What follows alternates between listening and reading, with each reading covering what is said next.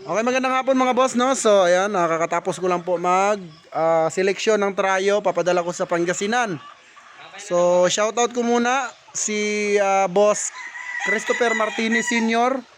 ng Dagupan, Pangasinan. Ayan, shoutout sa iyo, bossing. Siyempre, Christopher Martinez Jr., shoutout din sa iyo. At siyempre, si boss Fernando Dumpit, ayan, ng saan sa Pangasinan yan, Day? USA, California pala. Yan, bossing. So, mga OFW po sila ang kumuha po sa atin ng trayo sa ating mega sale. So, naka mega sale po tayo, no? Sa ating trayo by trayo. Yung ating mga pulet kasi paubos na, pinapaubos ko na. So, nag-sale po ako. Trayo by trayo, mega sale po ito mga gar, no? So, papadeliver natin sa Pangasinan, sa Manawag, Pangasinan, at saka saan yung isa sa Pangasinan? Yung Christopher Dagupan, Pangasinan. So shout out mga bossing. So ngayon papakita ko sa inyo yung trayo na inabil nila. So ang abil sa akin ni Sir Fernando ay Boston Millionaire na trayo. Then syempre kay Boss Christopher, yung ating winning line na Raptor sweater. So ito po ay magagamit nila this coming breeding season, August. Gamit na po ito, pwede na po itong gamitin. So ito po talaga ay nakaset up for breeding season mga garno. So ngayon papakita ko sa inyo yung mga manok nila na kinuha sa atin. So ito po sila. Ayan po. So ito yung Raptor na dalawa na pulet. So ready to breed na to. Ngayong August pa po ito magagamit. Sir ha, August pa po ito magagamit. Din ito naman kay Boss Fernando. Ayan po, August din po ito. So bakit nga ba August? Para po malaki na po yung itlog nila pagdating ng August. Dumalaga kasi sila. So kailangan muna sila i-priming bago po sila isalang para yung itlog po nila ay malalaki. So, yun, no? Kung magsisimula kayo, mga par, no? Kung magsisimula kayo, dapat talaga, quality. Siyempre, pure. Kasi, kayo na magdi-decide kung saan nyo sila i-cross. So, dapat, kung gusto nyo ng quality breeding material, pure po yung i-avail nyo, no?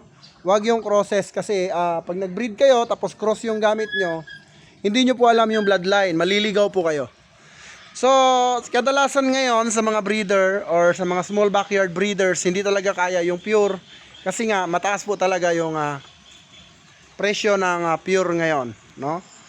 So, pero dito sa GTP, yung presyo po ng pure, para lang pong cross, mas mababa pa nga, kumpara doon sa crosses ng ibang breeders. So, sa GTP kasi mga par, super affordable yung materials natin, mga super quality. So pakita ko lang sa inyo yung broodstag nila, no? So yung Millionaire at saka yung Raptor sweater, no? So unahin natin kay Boss Fernando ng California, USA. So regular buyer ko na po yan ng Pangasinan. So ito po mga gar, ayan po ang kanyang BM Millionaire. Then, pakita naman natin yung ating Raptor sweater. So, ito mga gar. Nako, napakagaling ng mga manok na to. At talagang ito po ay purong-puro, no?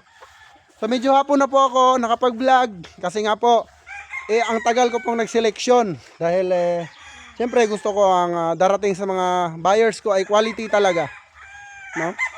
So, ito po yung kay Boss Christopher. Ayan po.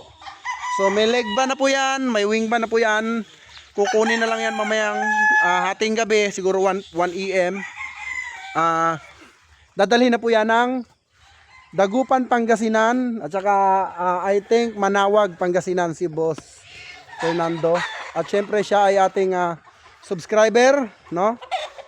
So ayun, sa mga gustong mag-avail, tama na po yung hindi quality mga parno.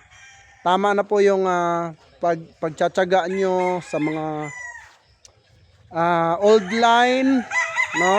Sa mga hindi nyo po alam yung bloodline. So sayang po kasi yung patuka nyo po mahal. Yung vitamins po mahal.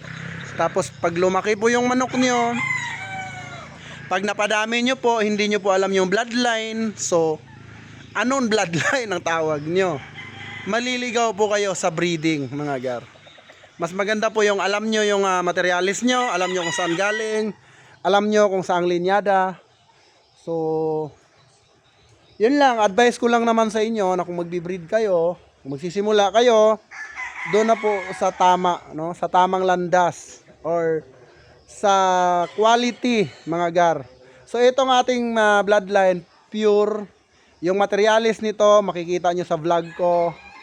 Kahit sa ang expo, andun po ako. Kasi hindi pumupunta po ako sa expo para po sa materialis lang po, no? Materialis at pure yung binibili ko sa expo.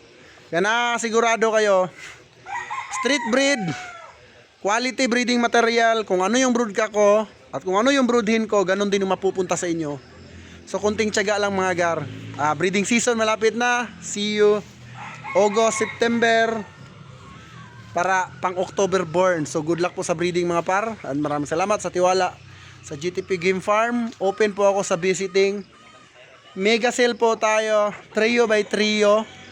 So doon nyo po mararamdaman yung mega sale pag trio po yung kinuha nyo. Take note, ang available na lang po natin ay Gilmore Huts na lang po ng EEJ Game Farm.